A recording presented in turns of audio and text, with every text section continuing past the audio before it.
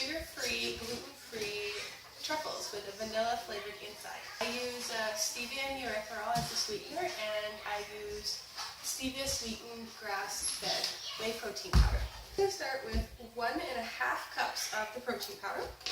As long as it's a grass-fed, stevia sweetened, you can do different flavors for the inside too.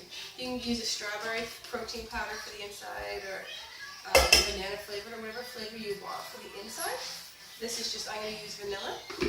I'm using whey factor. I will have my husband put the recipe on. So I'm going to try a 3/4 cup. If it doesn't work, I'll add a 1/4 cup at the end. Tuck this seam.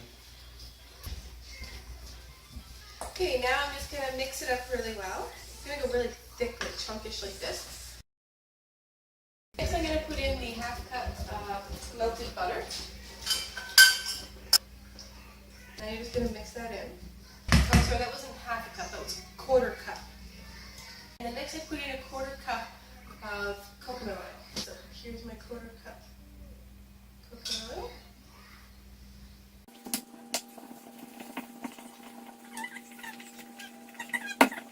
Sweet Leaf English Toffee flavoring. I'm going to add this in to also give these an English toffee flavoring. Okay, so I'm going to do a taste test. I'm going to see.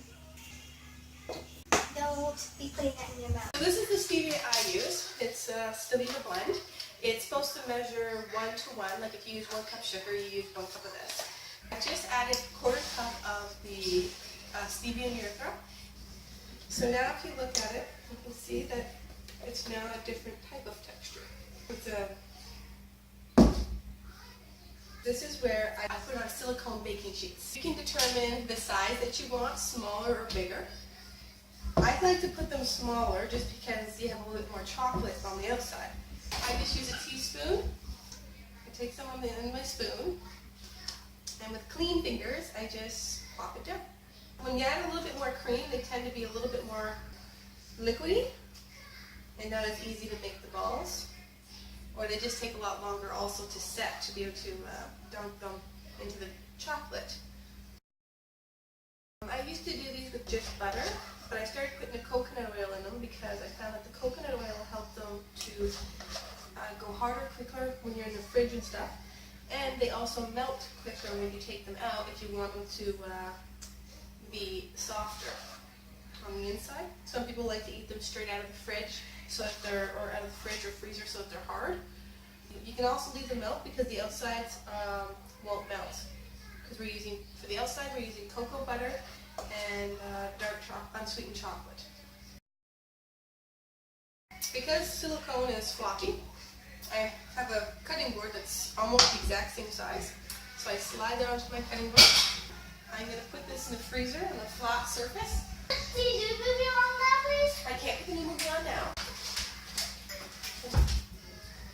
Don't even touch that. Oh, get out, please. Please don't touch it. Okay, so now we're going to do the outside. I'm going to use the same pan that I had the butter in.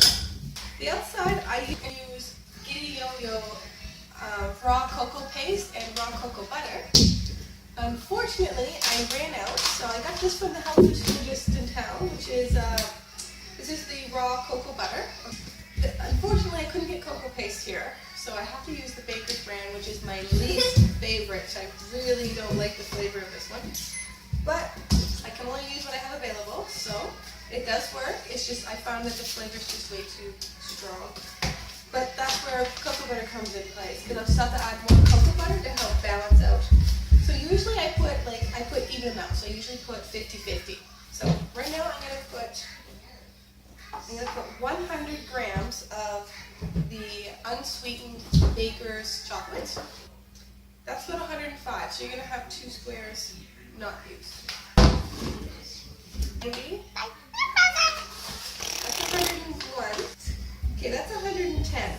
I'm going to go with that because I would rather more cocoa butter. Because I want to keep it raw, I'm going to put it on low on the stove and just keep stirring it. It's melting, just started. I have forgotten it on the stove before and come back and it was like really warm. So it probably was no longer raw by that time. What I'm going to be using in this is my grounded up stevia and erythritol. And this is Sweet Leaf Stevia extract. So I'm also going to use a little bit of this. Almost done here. If you can look at it, you can see there's still some. This part you might want to stir a little more often. This will help it to melt quicker. If you look at it, it's quite liquidy at this point in time. That's okay. We still have to add in the stevia and stuff. That's going to help thicken it up a bit. Cocoa butter at room temperature will go back to being hard. And same with unsweetened dark chocolate. I always start with a 1/4 cup, which I don't think I even have. Okay, so what I'm going to do is show you how to grind up the powder. Now, I said earlier you could use a Vitamix, or you can use just a regular blender or a coffee grinder. The magic bullet thing will work too. So I just fill it up, just turn it on, and then turn it up high, and blend away. And do that. Well, you did a very good job.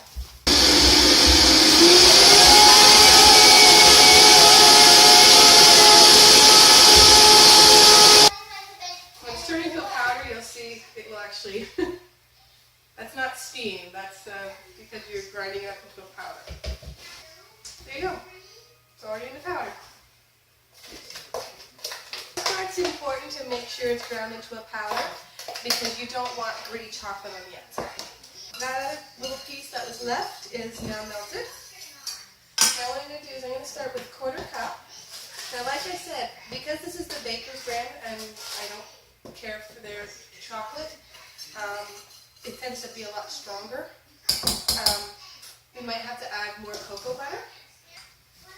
I'm going to add a teaspoon of this stevia. If you don't have this, don't worry, just add more of your own. Like more of the Erythritol stevia. You don't want to put just stevia because you would have to put so much that it would be very, very strong in the stevia flavor. So you do want to use a Erythritol and stevia mix. Okay, so now you're going to taste.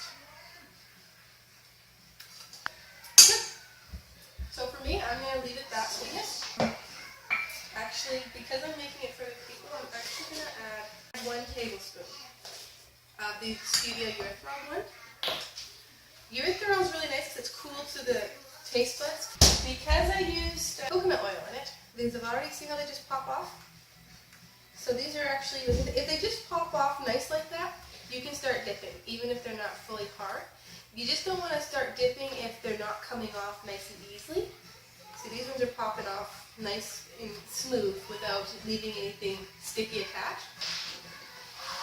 I use a toothpick. So what I do is I take them all off so that now they're no longer stuck.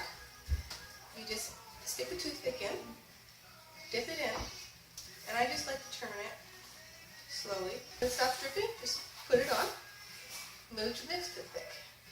Now if you want the chocolate to be thicker on the outside, you would wait for the chocolate here to thicken up a bit. Okay, now for taking them off, like for taking a toothpick out, what I do is I give it a twist, and when it's broken, then I pull up at the same time. Sometimes it sticks and you just gotta push down on it. Usually it doesn't do that. But yeah, so you just kind of twist and pull at the same time. You do put the toothpick in, you don't want to put them in super deep because they'll be a little harder to get out.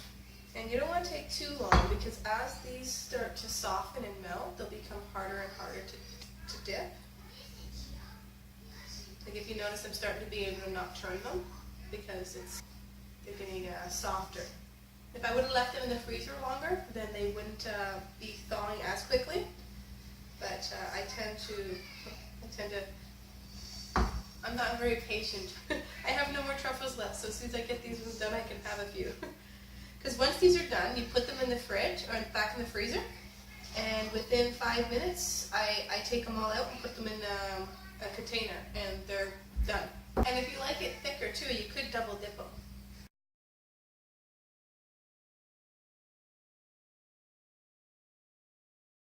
So now, what I do is I stick them back on my tray, put them back in the freezer for about 5 minutes, and then I take them out and just put them in a container.